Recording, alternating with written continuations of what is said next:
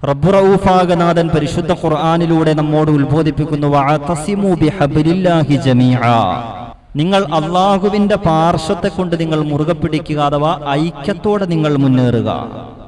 ഖുർആനിൽ മറ്റൊരു ഭാഗത്ത് അല്ലാഹു തആല ഉണർത്തുന്നു, വലാ തകൂനൂ കല്ലദീന തഫറഖൂ, മുൻഗാമികളായ ആളുകൾ അനൈക്യത്തിലാണ്ടുപോകതുപോലെ, ഛിദ്രതയിലാണ്ടുപോകതുപോലെ നിങ്ങൾ അനൈക്യത്തിലായി പോകരുത്. ഐക്യം എപ്പോഴും നിങ്ങൾ മുറുകെ പിടിക്കുക.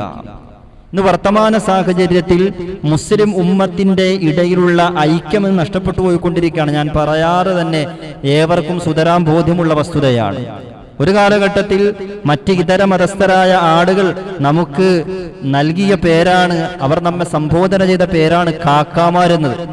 നമ്മളെ സാധാരണ ഇതര സമുദായത്തിൽപ്പെട്ട സഹോദരന്മാർ കാക്കാമാരെന്ന് വിളിക്കുന്നത്.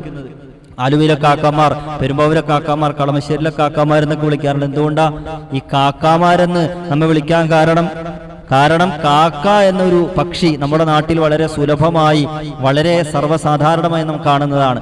ആ കാക്ക എന്ന ആ പക്ഷിയുടെ ഒരു നല്ല ഒരു സ്വഭാവം നമുക്ക് ഉണ്ടായിരുന്നു എന്നതുകൊണ്ടാണ്, അല്ലേ? എവിടെയെങ്കിലും ഒരു കാക്ക ചത്തു കിടന്നാൽ നാട്ടിലുള്ള മുഴുവൻ കാക്കയും ഒരുമിച്ച് കൂടിയിട്ട് എന്തെങ്കിലും ആ പക്ഷിയുടെ, തങ്ങളുടെ കൂട്ടുകാരന്റെ, തങ്ങളുടെ കൂടെ ജീവിക്കുന്ന സഹജീവിയുടെ ആ പ്രയാസത്തിൽ അനുശോചനം രേഖപ്പെടുത്തുന്ന ഒരു പതിവ്, അങ്ങനെ ഒരു ശൈലി കാക്കക്കുണ്ട് എന്നതുപോലെ അങ്ങനെ ഒരു പതിവ് ആർക്കുണ്ടായിരുന്നു? നമുക്കുണ്ടായിരുന്നു. പക്ഷെ ഇന്നതൊക്കെ നഷ്ടപ്പെട്ടു പോയി. ഇന്ന് പ്രത്യേകിച്ച് വർത്തമാന സാഹചര്യത്തിൽ നാം ഐക്യപ്പെടേണ്ട ഒരു പരിതസ്ഥിതിയിലാണ് നാം നിങ്ങളൊക്കെ ജീവിച്ചു പോകുന്നത്. കാരണം സംഘപരിവാർ രൂപപ്പെടുത്തുന്ന മുഴുവൻ നിയമങ്ങളും നമുക്കെതിരാണ്. അതുകൊണ്ട് ഐക്യത്തോടെ മുന്നേറാൻ നമുക്ക് കഴിയണം. ഐക്യമത്യം മഹാബലം. കൂടി നിന്നാൽ ഒന്നായാൽ നന്നായി.